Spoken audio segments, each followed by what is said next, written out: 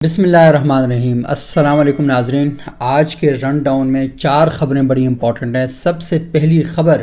پاکستان کا وہ کون سا ادارہ ہے جس کے ملازمین ٹیکس ریٹرن جمع نہیں کراتے؟ آج سینٹ میں ایک بہت بڑا انکشاف ہوا ہے اور آپ حیران رہ جائیں گے کہ پاکستان میں کس قسم کے لوگ اور کہاں کہاں پر بیٹھے ہوئے ہیں۔ اور دوسری بڑی خبر یہ ہے کہ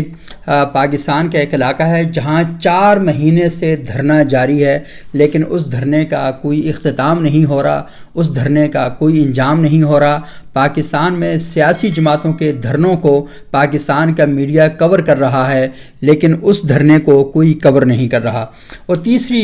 جو بڑی خبر ہے وہ یہ ہے کہ صدر مملکت جناب عارف علوی صاحب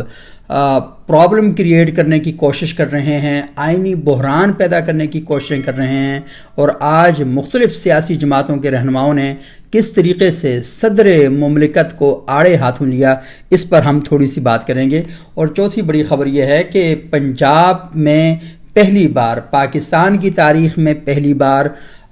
پنجاب کی وزیر اعلیٰ، ایک خاتون وزیر اعلیٰ مریم نواز نے حلف لے لیا ہے، اور حلف لینے کے بعد انہوں نے آج جو صوبائی اسمبلی میں بطور وزیر اعلیٰ تقریر کی ہے اس کے کچھ نکات پر بحث کریں گے کہ وہ نکات کیا ہیں۔ اور دوسری جانب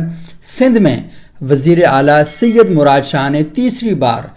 وزارت اعلیٰ کا قلمدان سنبھال لیا ہے، اس پر بھی تھوڑی سی بات چیت کی جائے گی۔ اچھا، یہ جو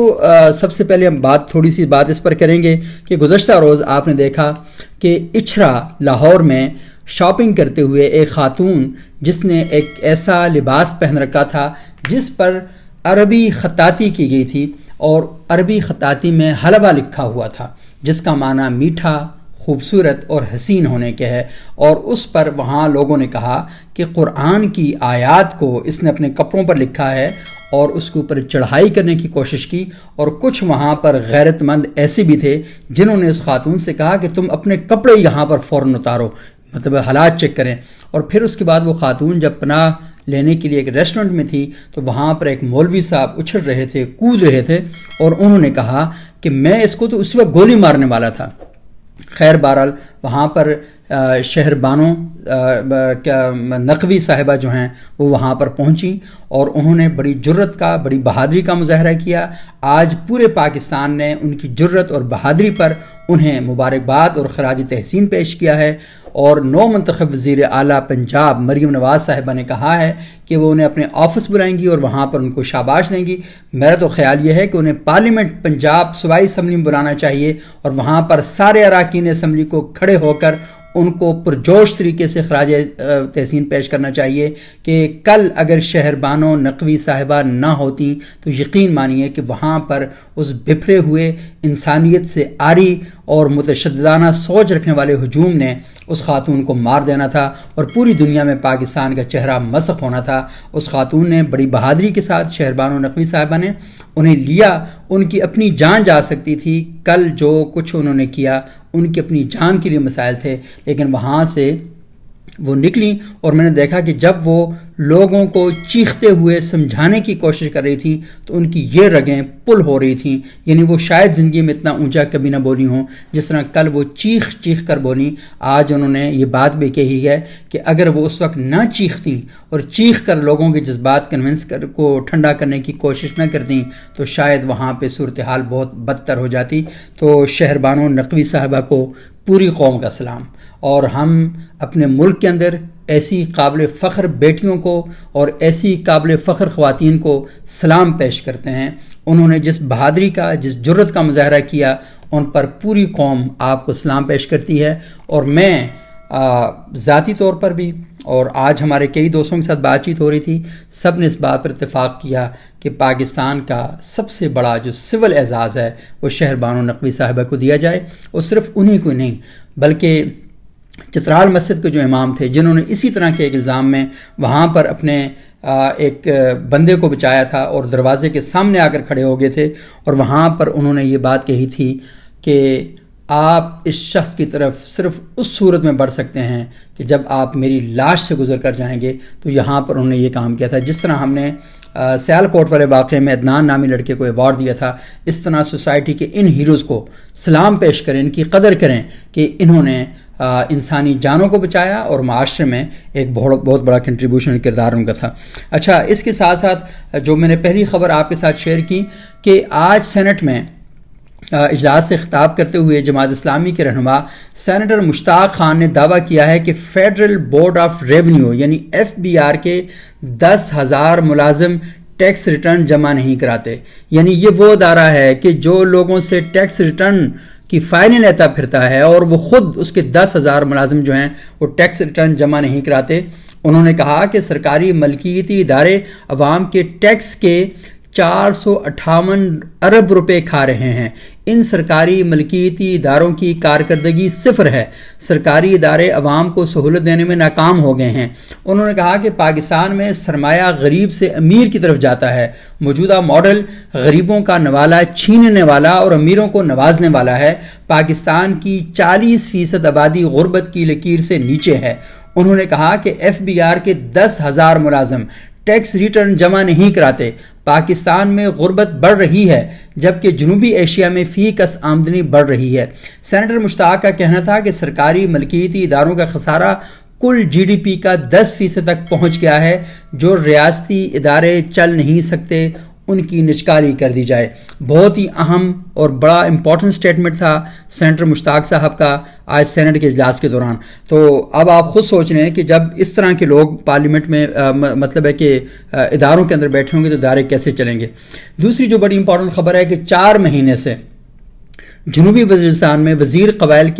کا مطالبات کی منظوری کے لیے دھرنا جاری ہے اور مظاہرین 4 ماہ سے انگور اڈا بارڈر کے قریب خیمے لگا کر دھرنا دے کر بیٹھے ہوئے ہیں۔ قبائلی عمائدین کا مطالبہ ہے کہ غیر فعال سکول اور صحت کے مراکز کو فعال کیا جائے۔ یعنی سب سے پہلا مطالبہ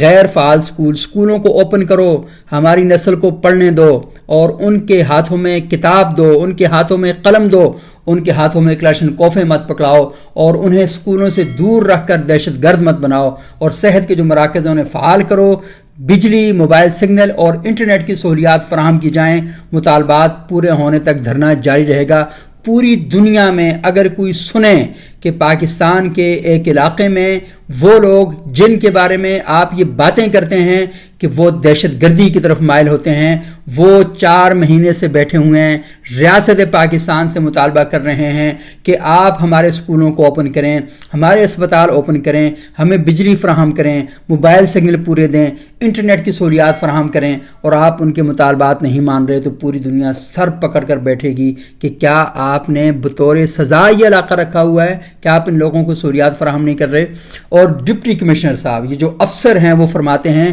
کہ جائز مطالبات پر کام جاری ہے۔ عرب اللہ کے بندے، اس میں سے کون سا مطالبہ ہے جو ناجائز ہے؟ اور کہا کہ جلد حل ہو جائیں گے۔ 4 مہینے ہو گئے ہیں اور آپ مسائل حل نہیں کر پا رہے۔ اچھا، پھر وہی کہتے ہیں کہ اعلیٰ حکام کو دھرنے کے شرکاء کے مطالبات سے آگاہ کیا ہے۔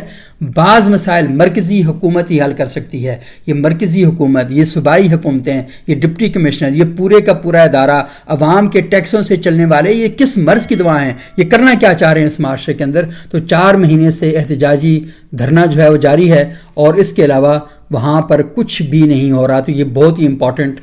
چیزیں ہیں جن پر ہمیں توجہ دینی چاہیے۔ اچھا،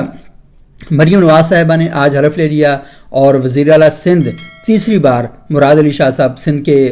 CM بن چکے ہیں۔ مریم نواز پاکستان کی تاریخ میں پہلی بار وزیر اعلیٰ بنی ہیں، پنجاب کی تاریخ میں پہلی وزیر اعلیٰ بنی ہیں، اور مریم نواز صاحبہ نے آج بڑی زبردست تقریر کی، اگرچہ کہ ان کی تقریر کے کچھ حصے ایسے تھے جنہیں دیکھ کے لگ رہا تھا کہ یہ لارے ہیں، یہ لپے ہیں، اور تھوڑا سا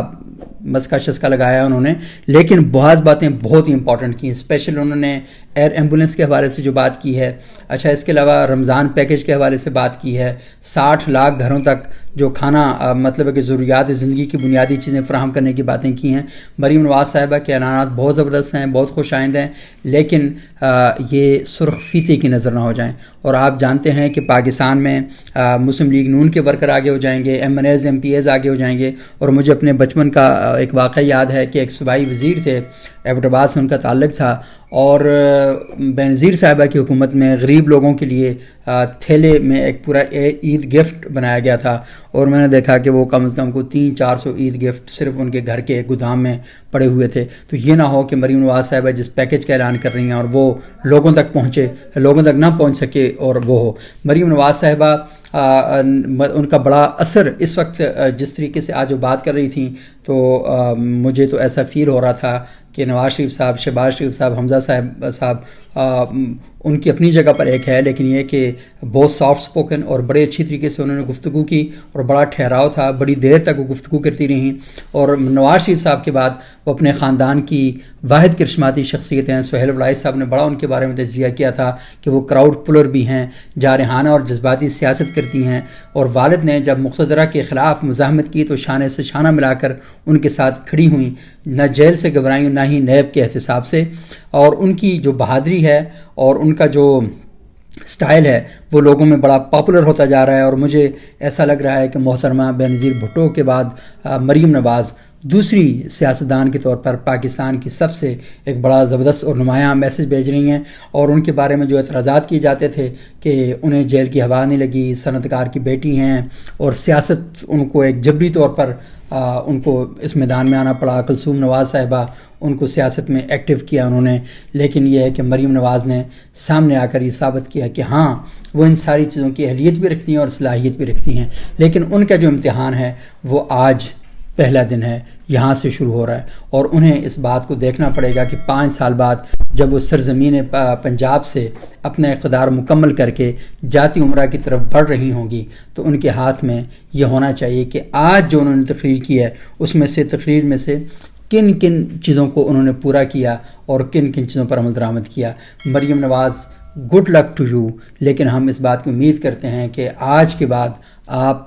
ایسا کام کریں کہ پنجاب کے اندر آپ پنجاب کو ماڈل بنا دیں، اور آپ یہ کر سکتی ہیں کہ پنجاب کے اندر 5 ڈویژنل مقامات آپ لے رہے ہیں اور ان 5 ڈویژنل مقامات کو پنجاب کے لیے ماڈل ڈسٹرکٹ بنا دیں، اور وہاں پر آپ بڑے نمایاں کام کریں اور اسی بنیاد پر پھر آپ ووٹ لینے نکل جائیں۔ ہم یہ چاہتے ہیں کہ احتساب پاکستان کے شہری کریں، کوئی اور ادارے نہ کریں۔ سیاستدانوں کو منتخب ہم کرتے ہیں تو سیاستدانوں کا احتساب کرنے کا حق بھی ہمیں حاصل ہے۔ آج ہم آپ کی تعریف کریں گے، لیکن آج کے بعد پھر آپ کی پر تنقید بھی کیا کریں گے۔ Thank you very much.